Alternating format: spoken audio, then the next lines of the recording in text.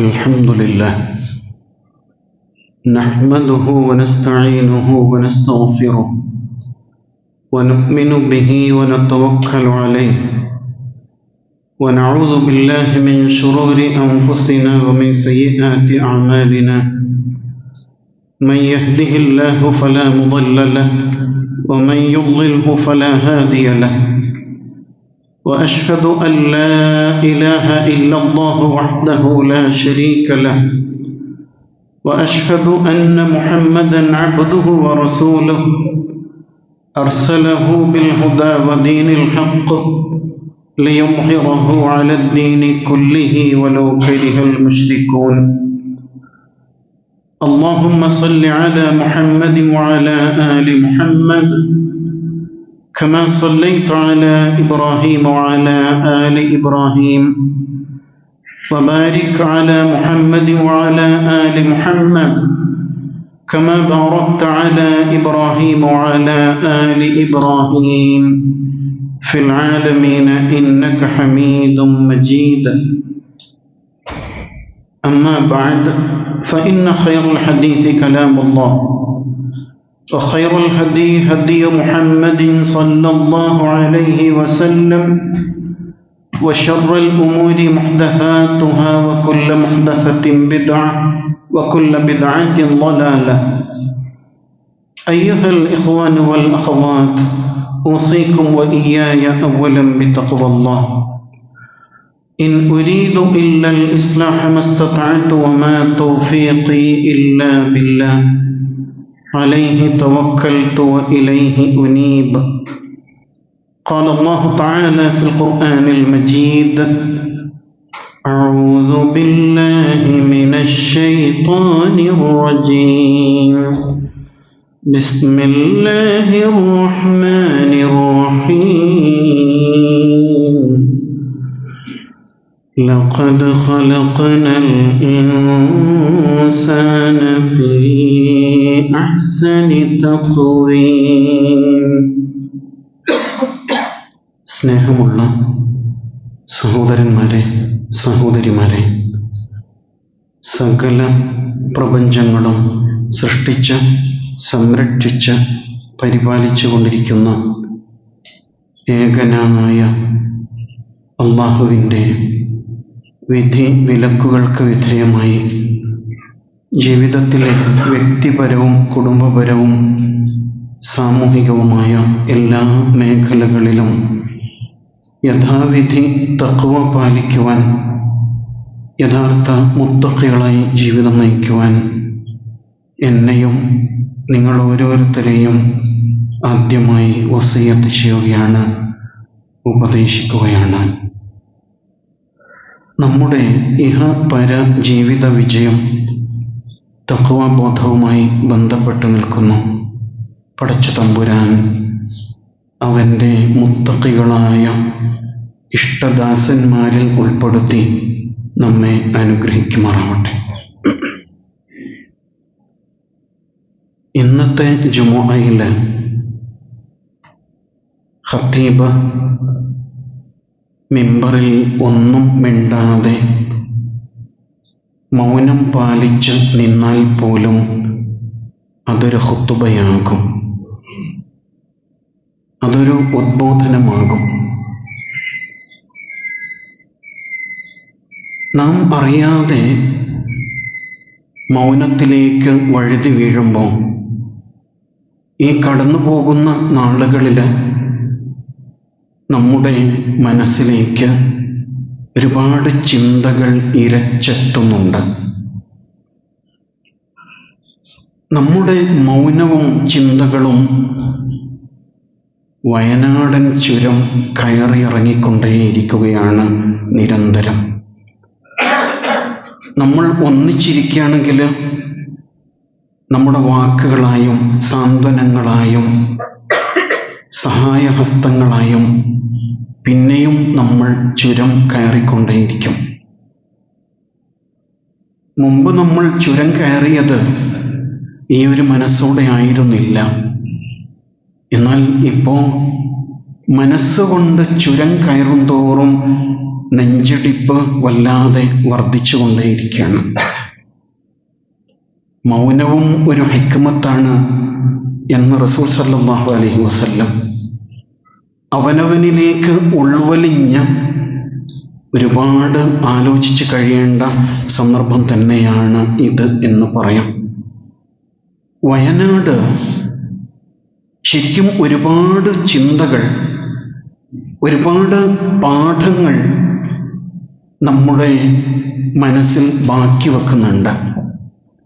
പലതരം ചിന്തകൾ ഖുർആനുമായി ബന്ധിപ്പിച്ച് ഇസ്ലാമിക വീക്ഷണത്തിൽ തന്നെ നമുക്ക് അവയിൽ ഓരോന്നിനെയും സമീപിക്കാൻ പറ്റും.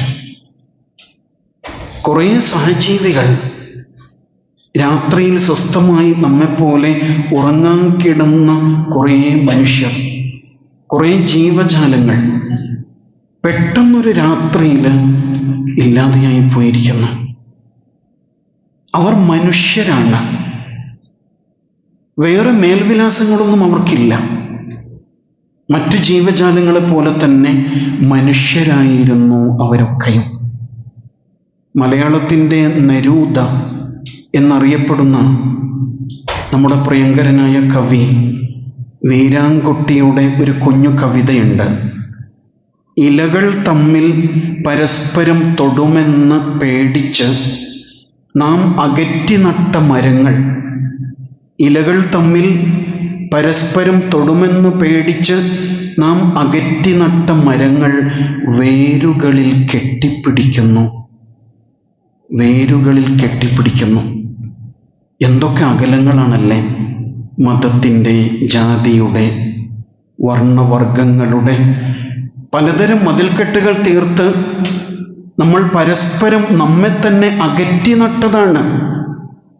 നമുക്കിടയിൽ പോലും ഒരുപക്ഷെ ഒന്ന് പുഞ്ചിരിക്കാൻ നമ്മൾ എത്ര ആലോചിക്കുന്നുണ്ട്. ഇയാള് എൻ്റെ ഗണത്തിൽപ്പെട്ട ആളാണോ? ഒന്ന് സലാം ചൊല്ലാൻ പിന്നെയും നമുക്ക് ആലോചിക്കണം.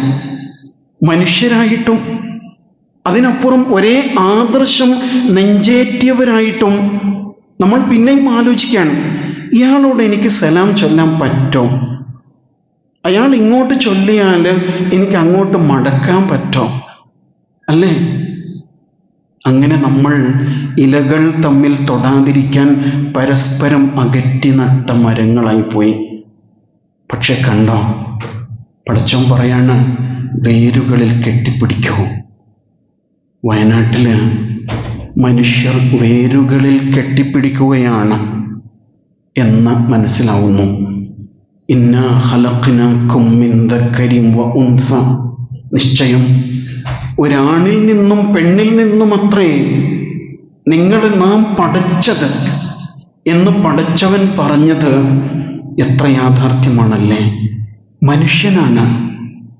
എല്ലാവരുടെ കരച്ചിലിനും ഒരേ ഗദ്ഗതങ്ങളാണ്, കണ്ണീരിന് ഒരേ ഉപ്പാണ്, ചോരയ്ക്ക് ഒരേ ചുവപ്പാണ്.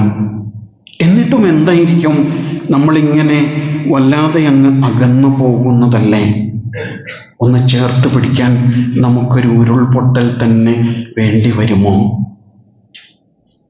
അല്ലാഹു സുബ്ഹാനഹു വ തആല പലതരത്തിൽ പ്രകൃതിയെ ശുദ്ധി ചെയ്തുകൊണ്ടേയിരിക്കും. ദിനേന എന്നോണം പ്രകൃതിയിൽ നടന്നുകൊണ്ടേയിരിക്കുന്നുണ്ടല്ലോ, അല്ലേ? കാർബൺ ഡൈ ഓക്സൈഡിനെ മാറ്റി നിർത്തി ഓക്സിജൻ, പുതിയ ഓക്സിജൻ സസ്യലതാദികൾ നൽകിക്കൊണ്ടേയിരിക്കുന്നുണ്ട്. മനുഷ്യൻ സൃഷ്ടിച്ച യന്ത്രങ്ങൾ വിസർജിക്കുന്ന പലതരം വിഷവാതകങ്ങളെ ഓരോ ദിനവും ഈ ഭൂമി ശുദ്ധീകരിച്ചു കൊണ്ടേയിരിക്കുന്നുണ്ട്. മഴ ഒരു ശുദ്ധീകരണ പ്രക്രിയയാണ്. നമ്മുടെ മനസ്സിനകത്തെ മാലിന്യങ്ങളെ ഒന്ന് ശുദ്ധീകരിച്ചെടുക്കാൻ നമ്മുടെ ഹൃദയത്തിനകത്തുകൂടെ ഇങ്ങനെ ഒരു ഉരുൾപൊട്ടൽ തന്നെ വേണ്ടി വന്നതായിരിക്കും. ആലോചിച്ച് നോക്കുക. ഇപ്പോഴും വലിയ വലിയ പാറക്കെട്ടുകൾ മനസ്സിനകത്തിങ്ങനെ ഉരുണ്ട് പൊട്ടിത്തെറിച്ച് താഴോട്ട് ചിതറിക്കൊണ്ടേയിരിക്കുകയാണ്, അല്ലേ? ഇത്രയൊക്കെ കാത്തിരിക്കണോ നമുക്കൊന്ന് നന്നാവാൻ? വേണ്ടല്ലോ. റഷ്യൻ കഥാകാരൻ, വിശ്വവിഖ്യാത കഥാകാരൻ ടോൾസ്റ്റോയുമായി ബന്ധപ്പെട്ടുകൊണ്ട് ഒരു സംഭവമുണ്ട്. റഷ്യ ഒരിക്കൽ യുദ്ധവും പട്ടിണിയും കൊണ്ട് വല്ലാതെ മെലിഞ്ഞുപോയ ഒരു സന്ദർഭത്തിൽ ടോൾസ്റ്റോയ് തെരുവിലൂടെ നടക്കുകയാണ്. അപ്പോൾ ഒരു മുഷിഞ്ഞ വസ്ത്രം ധരിച്ച യാചകൻ, ശരീരത്തിൽ ചളി പുരണ്ട ഒരു യാചകൻ അദ്ദേഹം കണ്ടുമുട്ടുന്നുണ്ട്. ടോൾസ്റ്റോയ് തൻ്റെ പോക്കറ്റിൽ കൈയിട്ടു. ശൂന്യമാണ്, ഒന്നുമില്ല. കുറ്റബോധം, ലജ്ജ. യാചകന്റെ അടുത്തേക്ക് ചെല്ലാണ്. എന്നിട്ട് കെട്ടിപ്പിടിക്കാണ്. അനുജ, എൻ്റെ കയ്യിൽ നിനക്കായിട്ട് ഒന്നുമില്ല, എന്നോട് ക്ഷമിക്കൂ. ആ സമയത്ത് യാചകൻ പറയുന്നുണ്ട്, ഒന്നും വേണ്ട, അനുജ എന്ന് വിളിയില്ലേ, അത് മതി എനിക്ക്. ആ ചൂടുള്ള ശരീരം എൻ്റെ ശരീരത്തോട് ചേർത്ത് വെച്ചില്ലേ, എല്ലാവരും അകന്നു പോയിക്കൊണ്ടിരിക്കുമ്പോൾ അങ്ങ് എന്നെ ചേർത്ത് പിടിച്ചില്ലേ, അത് മതി എനിക്ക് എന്ന് പറയുന്നുണ്ട്. മനുഷ്യൻ പരസ്പരം ചൂട് പകരുമ്പോൾ, ഒന്ന് ചേർത്ത് പിടിക്കുമ്പോൾ, ഒന്ന് തലോടുമ്പോൾ അത് വല്ലാത്തൊരു അനുഭൂതിയായിട്ട് മാറുന്നു എന്ന് മനസ്സിലാക്കണം. ശരിക്കും അതാണ് വയനാട് നൽകുന്ന പാഠം. ദുരിതാശ്വാസ പ്രവർത്തനങ്ങളിൽ ഒന്നിക്കുമ്പോൾ സംഭവിക്കുന്നത്, ഒന്നുമില്ലെങ്കിലും ഒരു ആശ്വാസവാക്ക് പകരാൻ നിങ്ങളുണ്ടായല്ലോ എന്നുള്ളതാണ്. യുദ്ധവേളയിൽ തൻ്റെ സഹപ്രവർത്തകനെ കാണാതെയായി പോകുന്നു. അങ്ങനെ ആ യോദ്ധാവ് കമാൻഡറോട് അനുവാദം ചോദിക്കുന്നുണ്ട്, ഞാൻ എൻ്റെ സുഹൃത്തിനെ തേടി പുറപ്പെട്ടോട്ടെ. കമാൻഡർ അനുവാദം നൽകാതിരിക്കുക ചെയ്തത്. വേണ്ട, അയാൾ മരിച്ചുപോയി കാണും. ഇനി താങ്കൾ അയാളെ തേടി അന്വേഷിച്ച് ചെന്നിട്ട് താങ്കളും ഇല്ലാതെയായി പോയാലോ? പക്ഷേ ആ കൂട്ടുകാരൻ തീരുമാനിച്ചിരുന്നു. അങ്ങനെ മലമുകളിൽ, മഞ്ഞ് പുതച്ച മലമുകളിൽ അയാൾ കയറി ചെല്ലുന്നുണ്ട്. ഒരുപാട് മുറിവ് പറ്റി ആ യാത്രക്കിടയിൽ. ചെന്നു നോക്കുമ്പോൾ കൂട്ടുകാരൻ ഒരിടത്ത് കിടപ്പുണ്ട്.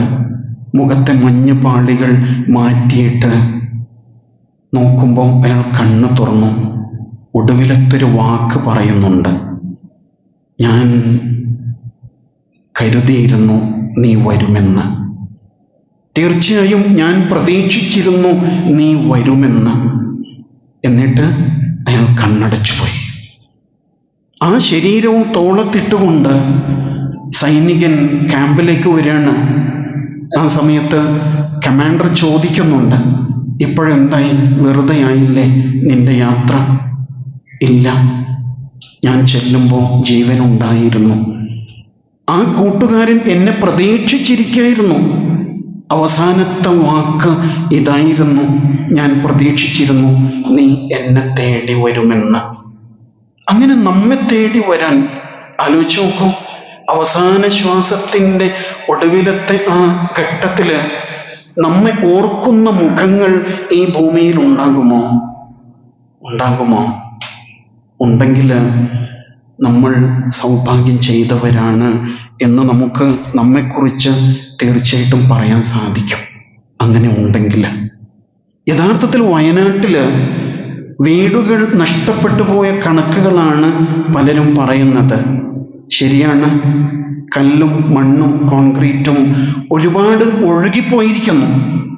യഥാർത്ഥത്തിൽ അവിടെ വീടുകൾ നഷ്ടപ്പെട്ടോ എന്ന് ചോദിച്ചാൽ നഷ്ടപ്പെട്ടിട്ടില്ല എന്നാണ് നമ്മുടെ നാട് വിളിച്ചു പറഞ്ഞത്. വീട് യഥാർത്ഥത്തിൽ കുറെ കല്ലും മണ്ണുമാണോ? ഇതുപോലൊരു കെട്ടിടത്തിനാണോ വീട് എന്ന് പറയുന്നത്? അല്ലല്ലോ.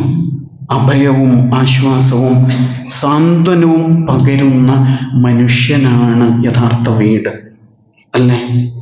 ഒന്നുമില്ലാതെ വെറും മൺകുടിലും പുൽക്കുടിലും ഒരു ഷീറ്റ് വലിച്ചു കെട്ടിയും എത്ര മനുഷ്യർ താമസിക്കുന്നുണ്ട്.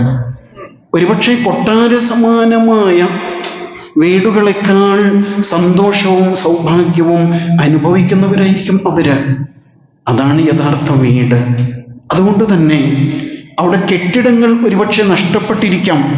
പക്ഷേ മനുഷ്യരാകുന്ന വീടുകൾ ഈ ഭൂമിയിൽ ഇനിയും അവശേഷിച്ചിരിക്കുന്നു എന്ന വലിയ പാഠം വയനാട് നമ്മിൽ തീർച്ചയായിട്ടും അവശേഷിപ്പിക്കുന്നുണ്ട്.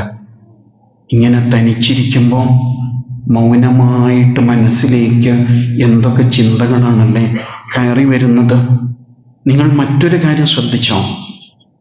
ഒരുപാട് മനുഷ്യര് മണ്ണിനടിയിലേക്ക് പോയിരിക്കുന്നു. എന്നിട്ട് ഒരു ഘട്ടം പിന്നിടുമ്പോൾ പിന്നെ അവിടെ നടക്കുന്നത് എന്താണ്? മണ്ണിനടിയിൽ പൊതിഞ്ഞുപോയ ആ മനുഷ്യ ശരീരങ്ങളെ സാഹസികമായിട്ട് പുറത്തെടുക്കാൻ അല്ലേ? ദുരിതാശ്വാസ പ്രവർത്തകർ കാര്യമായിട്ട് അവിടെ ചെയ്തുകൊണ്ടിരിക്കുന്ന ഒരു പ്രവൃത്തി മണ്ണിനടിയിൽ പുതഞ്ഞുപോയ ശരീരങ്ങളെ വീണ്ടെടുക്കലാണ്. സാഹസികമായിട്ടാണ് പലപ്പോഴും അവരത് ചെയ്യുന്നത്. എന്നിട്ട് എന്താ ചെയ്യാം? ആ ശരീരങ്ങളെ നന്നായിട്ട് കഴുകണം. കഴുകി കുളിപ്പിച്ച് അതിലെ മണ്ണ് പൂർണ്ണമായും മാറ്റിയിട്ട് വെള്ള വസ്ത്രം ധരിപ്പിച്ച് അത്തറ് പൂശിയിട്ട് അതേ മണ്ണിലേക്ക് തന്നെ പിന്നെയും ഇറക്കി വെക്കണം. യുക്തി ചോദിക്കുന്നു, എന്തിനാണ് മണ്ണിനടിയിലുള്ള ശരീരം വീണ്ടും പുറത്തെടുത്ത് കഴുകി ശുദ്ധീകരിച്ചിട്ട് മണ്ണിലേക്ക് തന്നെയല്ലേ വെക്കുന്നത്? അതല്ലെങ്കിൽ ചിതയിലേക്കല്ലേ വെക്കുന്നത്? പിന്നെ എന്തിനാണ് പുറത്തെടുക്കുന്നത് എന്ന് യുക്തി ചോദിക്കുന്നുണ്ട്. അതിൻ്റെ പിന്നിലെ യുക്തി ആർക്ക് മനസ്സിലാകാം? മനുഷ്യനെ തിരിച്ചറിയുന്നവന് മാത്രമേ മനസ്സിലാവൂ, അല്ലേ? സംസ്കാരം എന്ന വാക്ക് തന്നെയാണ് ശവ സംസ്കാരത്തിനും ഉപയോഗിക്കുന്നത്. മനുഷ്യനിലുള്ള സംസ്കാരമാണ് അത് പ്രകടിപ്പിക്കുന്നത്. അത് ഒരു മനുഷ്യനാണ്. അള്ളാഹു ആദരിച്ച സൃഷ്ടിയാണ്. മലക്കുകൾ സുജൂദ് ചെയ്ത സൃഷ്ടിയാണ്. അവനെ ആദരിച്ചേ പറ്റൂ എന്നുള്ള വലിയ ഒരു പാഠം, യുക്തിചിന്തകൾക്ക് അതീതമായിട്ടുള്ള വലിയൊരു പാഠം തീർച്ചയായും നമ്മുടെ മനസ്സിൽ രൂപപ്പെട്ടു വരുന്നുണ്ട്. അങ്ങനെയാണല്ലോ ഒരു യഹൂദ സഹോദരൻ്റെ മൃതശരീരം വഹിച്ചുകൊണ്ട് വിലാപയാത്ര കടന്നു പോകുമ്പോൾ അവിടുന്ന് എഴുന്നേറ്റ് നിന്നില്ലേ? കൂട്ടുകാർ ചോദിച്ചില്ലേ, അള്ളാഹുവിൻ്റെ റസൂലേ സല്ലല്ലാഹു അലൈഹി വസല്ലം, അതൊരു യഹൂദനല്ലേ? അല്ല, അതൊരു മനുഷ്യനാണ്. അവിടുന്ന് കൃത്യമായിട്ട് മറുപടി പറയുന്നുണ്ട്, അതൊരു മനുഷ്യനാണ് എന്ന മറുപടിയാണ് അത്. അതിനാൽ ഒരുപാട് പാഠങ്ങൾ പിന്നെയും പിന്നെയും ഒരുപാട് പ്രഭാഷണങ്ങൾക്കുപരിയായിട്ട് ഓരോ മരണവും ഓരോ സംഭവങ്ങളും മൗഇദത്തുൻ ബലീഗ, നെഞ്ചിൽ തറക്കുന്ന മഹത്തായ പാഠങ്ങളായിട്ട് നമ്മുടെ മനസ്സിൽ അവശേഷിക്കുന്നുണ്ട് എന്ന് മനസ്സിലാക്കേണ്ടതുണ്ട്. വളരെ പ്രധാനമാണ് അങ്ങനെയുള്ള ചിന്തകൾ എന്ന് മനസ്സിലാക്കണം.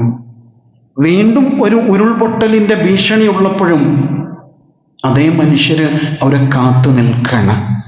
എന്ത് സംഭവിക്കുകയാണെങ്കിലും ഞങ്ങൾ കൂടെയുണ്ട് എന്ന് പറഞ്ഞിട്ട്. വിശുദ്ധ ഖുർആനിലൊരു പ്രയോഗമുണ്ട്, വയുബ്സിറൂന അലാ അൻഫുസിഹിം വലൗ കാന ബിഹിം ഖസാസ. സ്വന്തത്തിന് തന്നെ അത്യാവശ്യങ്ങൾ ഉണ്ടായിരിക്കെ മറ്റുള്ളവർക്ക് മുൻഗണന നൽകുക. എന്തെങ്കിലും വസ്തുക്കളെ കുറിച്ചല്ല, സാധാരണ നമ്മൾ അങ്ങനെയാണ് പറയാം.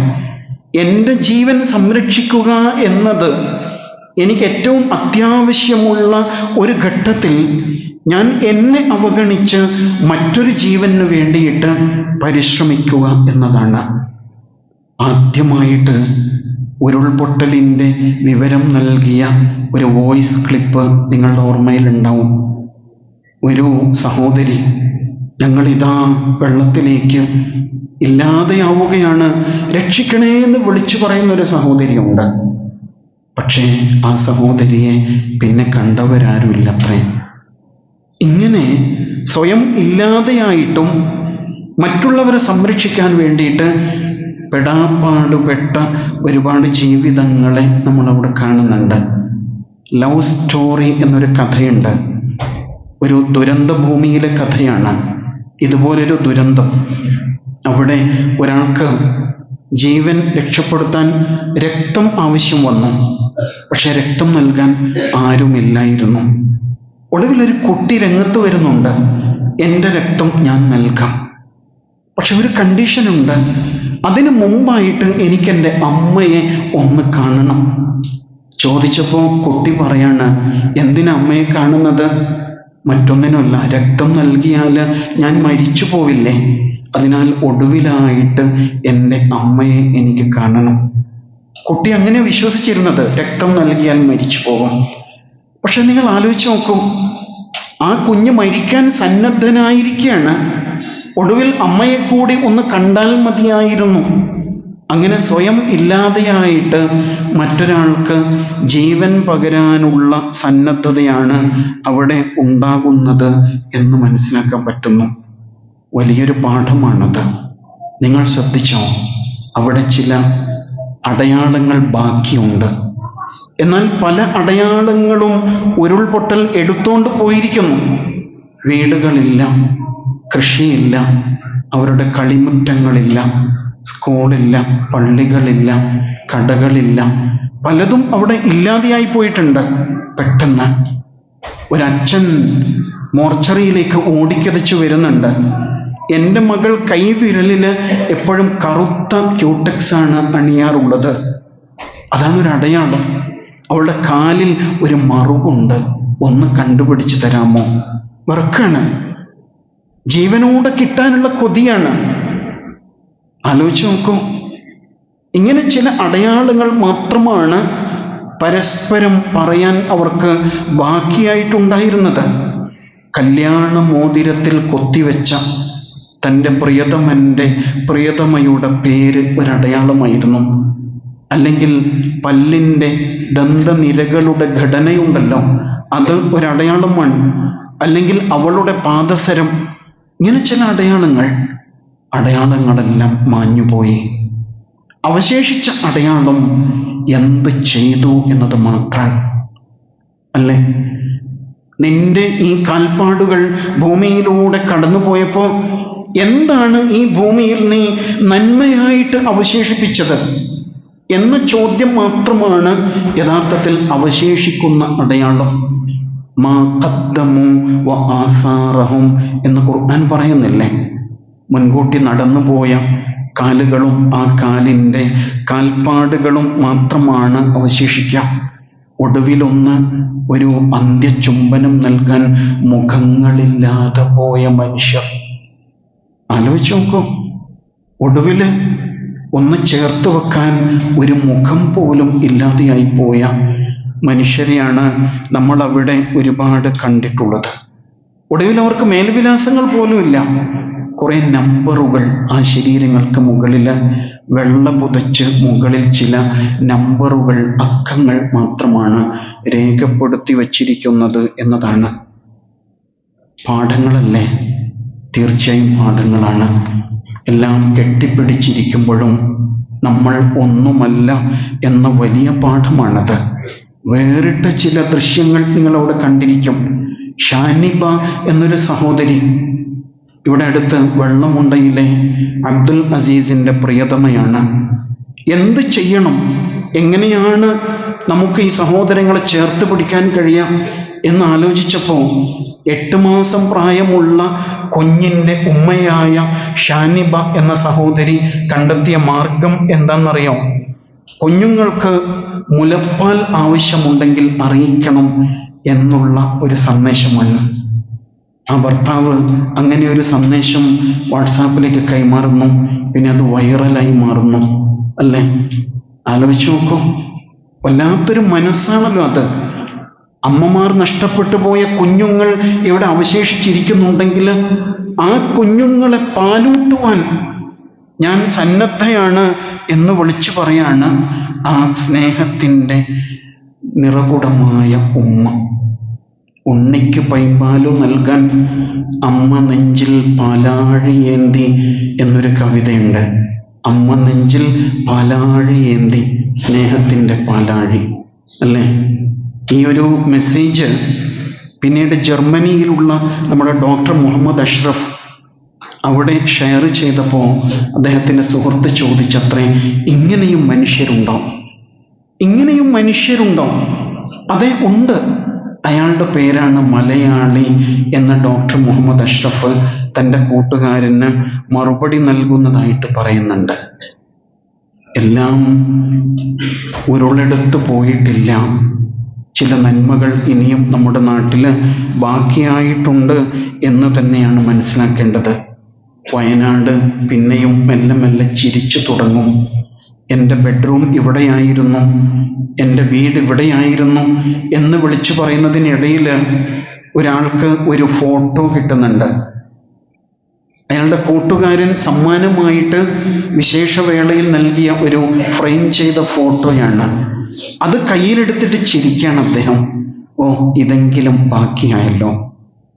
ആലോചിച്ച് നോക്കൂ, എല്ലാം നഷ്ടപ്പെടുമ്പോഴും പിന്നെയും ചിരിക്കാൻ കഴിയുന്ന ഒരു അതിജീവന ശേഷി മനുഷ്യന് മാത്രം കൈമുതലായിട്ടുള്ളതാണ്. മനുഷ്യനെ പരാജയപ്പെടുത്താൻ മനുഷ്യന് മാത്രമേ കഴിയുള്ളൂ. ഒരു ഉരുൾപൊട്ടലിനും സാധ്യമല്ല. അങ്ങനെയും ചില എതിർവാക്കുകൾ നമ്മൾ അവിടെ വെച്ച് കേൾക്കുന്നുണ്ട് അല്ലേ? ചില വിഷവിത്തുകൾ പോലെയുള്ള ചില വർത്തമാനങ്ങൾ. പക്ഷെ നമ്മുടെ നാട് അവയെല്ലാം പിഴുതെറിയുകയാണ് ചെയ്തത്. ഖുർആൻ പിന്നെയും പറയുന്നുണ്ട്, ലഖദ് ഖലഖ്നൽ ഇൻസാന ഫീ അഹ്സനി തഖ്വീം. നിശ്ചയം നാം മനുഷ്യനെ ഏറ്റവും നല്ല ഘടനയിലാണ് പടച്ചത്. നിരന്തരം ഉരുവിട്ടുകൊണ്ടിരിക്കും. നമ്മുടെ നാടിൻ്റെ നന്മകളൊന്നും ഉരുളെടുത്ത് പോയിട്ടില്ല, എല്ലാം ഇവിടെ തന്നെ ഉണ്ട്. അതിനാൽ മനുഷ്യരെ ചേർത്ത് പിടിച്ച് നന്മയുടെ വഴിയിൽ മുന്നോട്ട് പോകാം. അല്ലാഹുവേ, ഞങ്ങളെ അനുഗ്രഹിക്കണേ നാഥ. എല്ലാ അബദ്ധങ്ങളും ഞങ്ങൾക്ക് നീ പുറത്തു തരണേ റബ്ബേ. ദുരന്തങ്ങളിൽ നിന്ന്, പ്രയാസങ്ങളിൽ നിന്ന് പാഠങ്ങൾ ഉൾക്കൊണ്ട് പ്രതീക്ഷയോടെ മുന്നേറുവാൻ ഞങ്ങൾക്ക് നീ തൗഫീഖ് നൽകണേ നാഥ.